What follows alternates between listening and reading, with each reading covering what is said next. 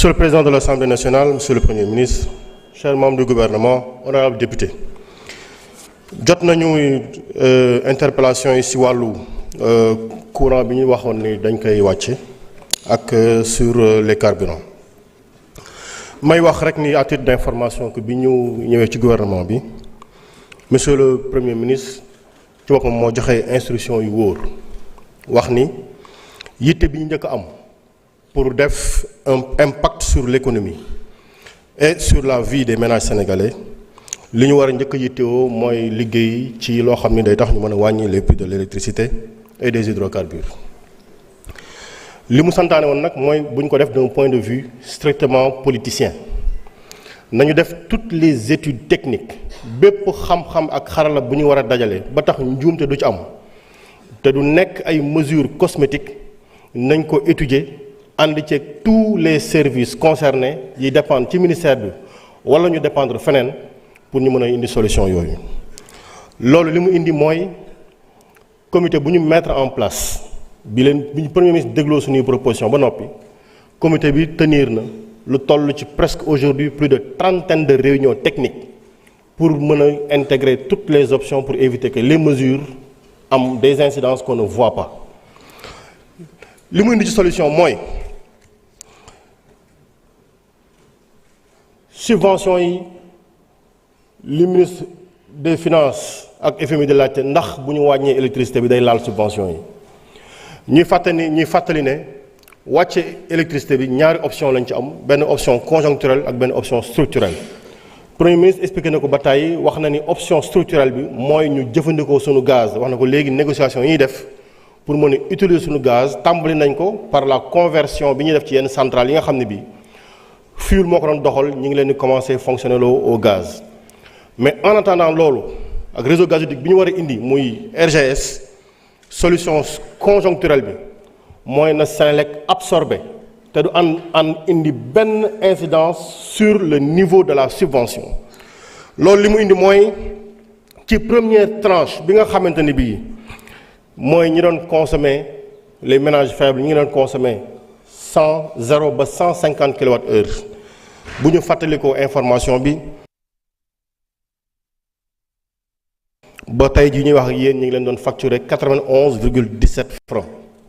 mesure bi nga xam ne bii étudier nañ ko ba indi proposition bi mooy ñu wàcce ko ba 82 francs le kilowattheure soit une baisse de 10%. li muy indi mooy ki nga xam ne kii sur les 150 kilowattheures facturé au 91,17 francs 17 francs mi ngi doon am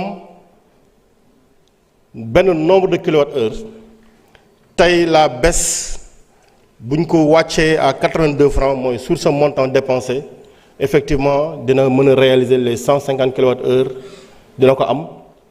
au tarif de 82 francs en lieu et place de 91,17 francs.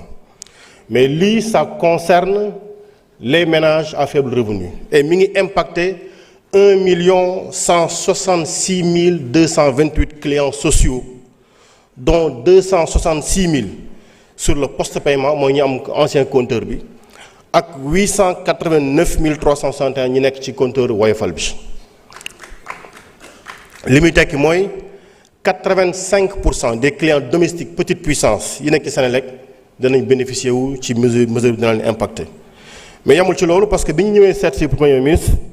dafa ni woon ne liggéey bi ngeen di def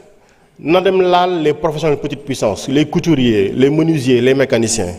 bi ñu defee correction bi ñu fàttali ne ñoom seen consommation ñu ngi ko facturé woon seen première tranche entre 0 et 50 kWh ñu ngi leen ko doon jaayee 163,81 francs. dans la mesure actuelle danañ koy wàccee jusqu'à 147,43 francs soit aussi une baisse de 10% et dina impacter 319 000 clients soit 89% des clients professionnels de la basse tension.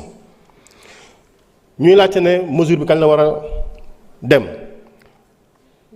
jarul woon yàkkamti parce que il fallait ñu sécuriser la démarche diir yu néew nag fan yu néew mooy balaa le 1er janvier au plus tard le 1er janvier 2026 ces mesures danañ entrer en ligne de compte. ñu wax ni ñu ngi finaliser les études sur la baisse des hydrocarbures des carburants fi mu toll nii ñi ngi nekk di poser la dernière touche en relation avec le ministère des Finances pour aussi mu bañ a am une incidence sur les subventions fan lañ koy jëlee c'est l'État qui va encore l'absorber sans que mu am impact sur les subventions. Les travaux techniques sont terminés. Il reste simplement à finaliser, à boucler la dernière touche pour les détails avec le ministère des Finances, parce que le Premier ministre nous convoque en réunion sur ce point-là, pour que nous puissions aboutir avant janvier. Ces mesures-là seront définitives et constatées. Merci beaucoup, Monsieur le Premier ministre.